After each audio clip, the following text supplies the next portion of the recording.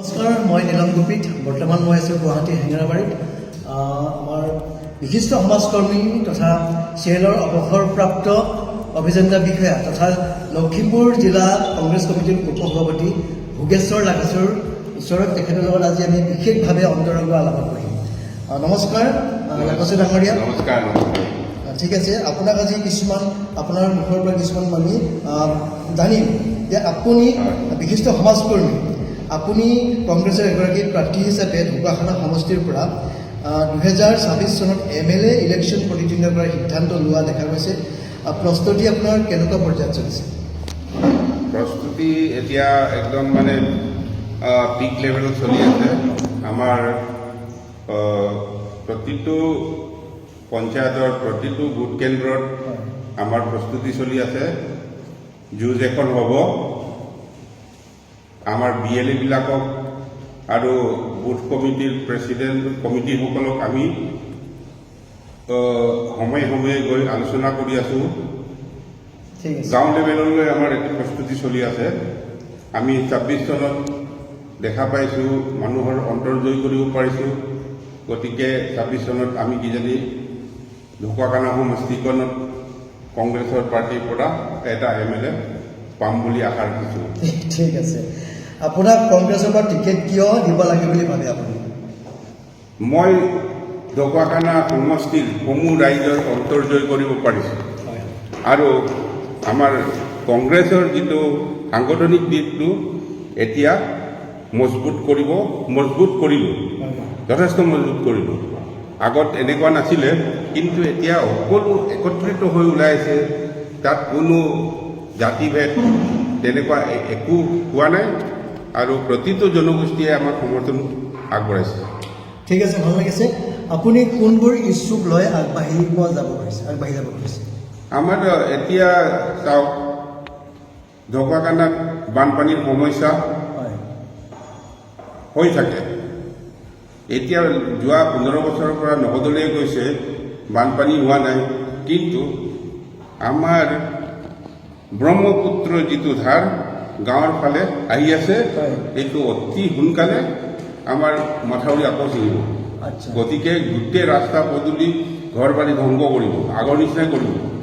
সেইটো আমি ইছ্যুটো এটা মেইন ইছ্যু। আৰু আমাৰ ঢকুৱাখানাত বিজুলী বাতিৰ সমস্যা বহুত আছে, ৰাস্তা পদূলিৰ সমস্যা আছে, হস্পিটেলৰ সমস্যা আছে আৰু পশু পক্ষী আমি পুহিব পৰা নাই। এতিয়া বহুত বেমাৰ আজাৰ হৈ যেতিয়া কষ্ট কৰি ডাঙৰ দীঘল কৰোঁ, তেতিয়াই বেমাৰ আজাৰ পায় আৰু শেষ হৈ যায়। আমাৰ গাঁৱলীয়া ৰাইজৰ অৱস্থা বহুত বেয়া। ঠিক আছে, ভাল লাগিছে। আপুনি ঢকুৱাখানা সমষ্টিৰ বাসীৰ প্ৰতি আপোনাৰ আহ্বান? মই ঢকুৱাখানা ৰাইজৰ সকলোকে আহ্বান কৰিছোঁ, ভাৰতীয় জনতা পাৰ্টীয়ে গণতন্ত্ৰ শেষ কৰিব বিচাৰিছে। সেইকাৰণে সেই ভাৰতীয় জনতা পাৰ্টীক শেষ কৰি দিব লাগে আৰু আগৰ ভাৰতীয় জাতীয় কংগ্ৰেছক পুনৰ গ্ৰহণ কৰিব লাগে বুলি ৰাইজক আহ্বান কৰিছোঁ। নহ'লে আমি ভৱিষ্যতে স্বেচ্ছাচাৰী শাসনৰ হেৰিত পৰি যাম। ঠিক আছে, আৰু এটা কুৱেশ্যন, আপোনাৰ কংগ্ৰেছৰ নেতৃত্বৰ প্ৰতি কিবা আহ্বান আছে? নাই, কংগ্ৰেছৰ নেতৃত্বটো আমাৰ বহুত হেৰি আছে, মজবুত আছে।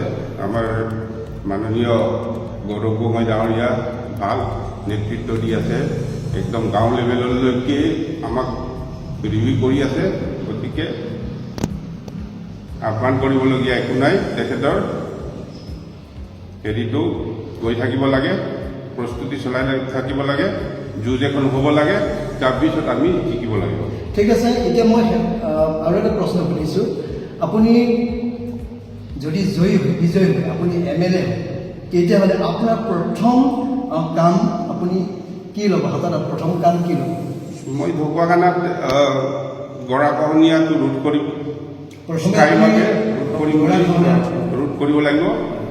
তাৰপিছত বিজুলী যিটো পাৱাৰটো আমি তাতে ছাফিচিয়েণ্ট পাৱাৰ ছাপ্লাইৰ ব্যৱস্থা কৰিব লাগিব আৰু ইভেন ইৰিগেশ্যনৰ কাৰণে আমি পাৱাৰ ছাপ্লাইটো দৰকাৰ আছে, পথাৰে পথাৰেও দি দৰকাৰ। তাৰপিছত দ্বিতীয়তে হস্পিটেলৰ প্ৰব্লেম আছে, নিবনুৱা সমস্যা আছে। নিবনুৱা সমস্যাৰ কাৰণে আমি ইণ্ডাষ্ট্ৰি খুলিব লাগিব আৰু কৃষক ৰাইজৰ কিছুমান যেনে ধৰক শিল্প আছে, তাতে মুগা পালন কৰে। অসমৰ ভিতৰত আটাইতকৈ বেছি মুগা উৎপাদন হয় তাতে। হাৰ্ভেষ্টিঙৰ সময়ত কেতিয়াবা বৰষুণে পায়, শিল বৰষুণে পায়, শেষ কৰি দিয়ে। সেইবিলাকৰ ইঞ্চুৰেঞ্চৰ ব্যৱস্থাও কৰিব লাগে। তেনেকুৱা বহুত মোৰ পৰিকল্পনা আছে, সকলো হেৰিবিলাক ইয়াতে ক'ব নোৱাৰি আৰু। ঠিক আছে, ভাল লাগিছে। এতিয়া শেষত আপোনাৰ ব্যক্তিগত জীৱনৰ কিছু চমু আভাস দিয়কচোন। মই মোৰ জন্ম উমা লাগাচু গাঁৱতে, ঢকুৱাখানা পঞ্চায়তত পৰে। তাতে ডাঙৰ দীঘল হৈছোঁ। সৰুতে গৰু ৰাখিছোঁ, ম'হ ৰাখিছোঁ, ঘোঁৰা দৌৰাইছোঁ, আপুনি পথাৰত গৈ গৰু চৰাইছোঁ আৰু চাপৰিত গৈ ম'হ ৰাখিছোঁ, মাছো ধৰিছোঁ। বহুত কাহানী আছে, বহুত পুৰণা হেৰিবিলাক। হয় হয় হয়। তাৰপিছত পঢ়া শুনা কৰিবলৈ মই ক্লাছ 7লৈকে পঢ়ি, 7ৰ পাছত ডিব্ৰুগড় চৰকাৰী হাইস্কুলত পঢ়িব গ'লোঁ। তাৰপিছত আকৌ প্লাছ 2 পঢ়িবৰ কাৰণে গুৱাহাটীত গ'লোঁ। গুৱাহাটীত আৰ্য কলেজত হায়াৰ ছেকেণ্ডেৰী পঢ়িলোঁ। তাৰপিছত হায়াৰ ছেকেণ্ডেৰী ছায়েন্সত হেৰি কৰাৰ পাছত ইঞ্জিনিয়াৰিঙত মোৰ চিট পালোঁ মালবিয়া ৰিজনেল ইঞ্জিনিয়াৰিং কলেজ জয়পুৰত। তাৰ পৰা মই ষ্টিল অথৰিটিৰ ইণ্টাৰভিউ দি চাকৰি পালোঁ মেনেজমেণ্ট ট্ৰেইনি হিচাপে। তাতে গোটেই জীৱনটো ষ্টিল অথৰিটিতে কটালোঁ। এতিয়া মই কি বুলি কৈছোঁ, চেণ্ট্ৰেল মাৰ্কেটিং অৰ্গেনাইজেশ্যন ষ্টিল অথৰিটিত এছিষ্টেণ্ট জেনেৰেল মেনেজাৰ হিচাপে ৰিটায়াৰ হ'লোঁ। যোৱা বছৰ ৰিটায়াৰ হৈ যোৱা বছৰৰ পৰা মই সমাজ সেৱাত লাগি আছোঁ। ঢকুৱাখানাৰ প্ৰতিটো গাঁৱত প্ৰায় ভিজিট কৰিলোঁ আৰু এতিয়া আৰু ভালকৈ পঢ়িলোঁ। অৱশ্যে ঢকুৱাখানাৰ বহুত ধৰণৰ মানুহ লগ পাইছোঁ। ঠিক আছে, ভাল লাগিছে। এতিয়া সেই অতীতলৈ আপোনাৰ মনত পৰেনে কেতিয়াবা পথাৰত যে গৰু চৰাইছিলে? মনত পৰে। তাত গ'লে মই কেতিয়াবা পথাৰত যাওঁ আৰু পথাৰৰ বহুতটা গছ গছনি চিনি পাওঁ। এতিয়াও আছে, তলৰ পৰা ওপৰলৈ এনেকৈ চাওঁ, সেইজোপা গছ এতিয়াও আছে। খুব ভাল লাগে। ঠিক আছে, ভাল লাগিছে, বহুত ভাল লাগিলে। আৰু পুনৰ আপোনালৈ ধন্যবাদ জনালোঁ। বিশেষ ইমান ধুনীয়া এটা সময় আমাক দিলে তাৰ কাৰণে বহুত ধন্যবাদ। আৰু আপুনি আগবাঢ়ি যাওক, আপোনাৰ সহি প্ৰাৰ্থনা কৰিলোঁ। শেষত পুনৰ ধন্যবাদ জনালোঁ। বহুত ধন্যবাদ। डर से डरना नहीं है, हिम्मत का घूंट लगाना है, डर को निगल जाना है।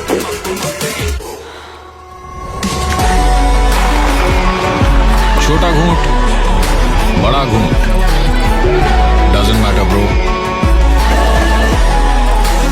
तू बस हिम्मत का घूंट लगा और डर को निगल जा,